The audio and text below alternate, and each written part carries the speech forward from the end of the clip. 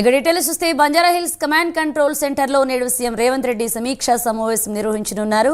రేపటి నుంచి అమలు చేయబోతున్న పథకాలపై సమీక్షించనున్నారు.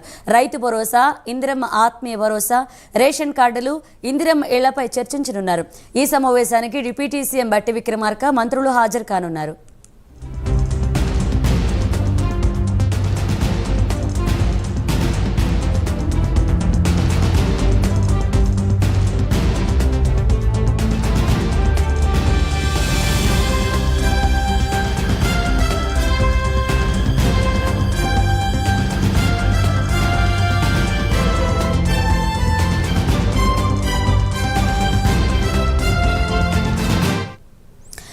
బంజారాహిల్స్ కమాండ్ కంట్రోల్ సెంటర్లో నేడు సీఎం రేవంత్ రెడ్డి సమీక్షా సమావేశాన్ని నిర్వహించనున్నారు. ఇక రేపటి నుంచి అమలు చేయబోతున్న పథకాలపై సమీక్షించనున్నారు.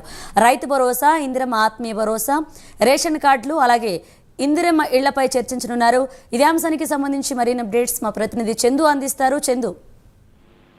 Good morning Manisha. ఈ రోజు బంజారాహిల్స్ కమాండ్ కంట్రోల్ సెంటర్ లో సీఎం రేవంత్ రెడ్డి సమావేశం నిర్వహిస్తున్నారు. రేపటి నుంచి 4 పథకాలు కూడా అమలు చేయబోతున్నారు. ప్రధానంగా దీనిపైనే మంత్రులు, అధికారులతో సమీక్ష సమావేశం నిర్వహిస్తారు. ముఖ్యంగా ఈ సమావేశానికి డిప్యూటీ సీఎం బట్టి విక్రమార్క, మంత్రులు పొంగులేటి శ్రీనివాసరెడ్డి, ఉత్తమ్ కుమార్ రెడ్డి, తుమ్మల నాగేశ్వరరావుతో పాటు అందుబాటులో ఉన్నటువంటి మంత్రులు కూడా హాజరవుతారు. అదేవిధంగా చీఫ్ సెక్రటరీ శాంతి కుమారి, ఫైనాన్స్, అగ్రికల్చర్, రెవెన్యూ, హౌసింగ్ శాఖల ఉన్నతాధికారులు కూడా ఇందులో పాల్గొంటారు. ప్రధానంగా రైతు భరోసా, ఇందిరమ్మ ఆత్మీయ భరోసా, రేషన్ కార్డులు, ఇందిరమ్మ ఇళ్లపైనే సమీక్ష నిర్వహిస్తారు. ఎందుకంటే జనవరి 26 రిపబ్లిక్ డే నుంచే ఈ పథకాలు అమలు చేస్తామని కూడా ముఖ్యమంత్రి రేవంత్ రెడ్డి ప్రకటించిన నేపథ్యంలో ఇప్పటికే రాష్ట్ర వ్యాప్తంగా గ్రామ సభలు కూడా నిర్వహిస్తున్నారు. ఈ పథకాలకు సంబంధించిన అభ్యర్థుల లిస్టులను కూడా ఫైనల్ చేసి గ్రామ సభల్లో చెప్తున్న పరిస్థితి కనిపిస్తోంది. ముఖ్యంగా చూసినట్టయితే గ్రామ సభల్లో చాలా చోట్ల ఆందోళన కూడా జరుగుతా ఉంది. చాలా మందికి రేషన్ కార్డు రాలేదు, ఇందిరమ్మ ఇంటి రాలేదు అనేటువంటి విషయాలన్నింటినీ కూడా గొడవలు కూడా సృష్టిస్తున్న పరిస్థితి కనిపిస్తున్న నేపథ్యంలో ఈ రోజు ముఖ్యమంత్రి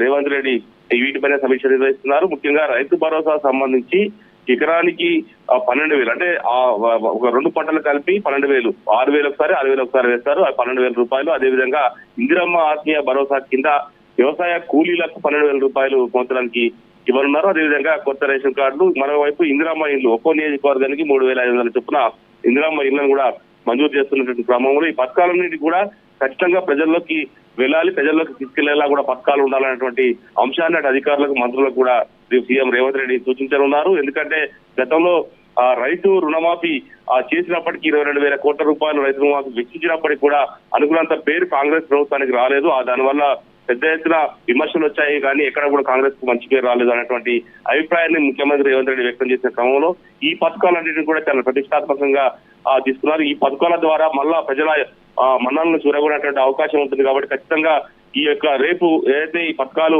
అమల్లోకి తీసుకొచ్చిన తర్వాత పెద్ద ఎత్తున సంబరాలు నిర్వహించాలి, మొత్తం పెద్ద ఎత్తున ర్యాలీలు చేయాలనేటువంటి అంశాన్ని కూడా ముఖ్యమంత్రి రేవంత్ రెడ్డి మంత్రులకు కూడా సూచించే అధికారం కల్పిస్తుంది. అదేవిధంగా కాంగ్రెస్ పార్టీ శ్రేణులకు కూడా సూచించనున్నారు మనీషా. Right, thank you.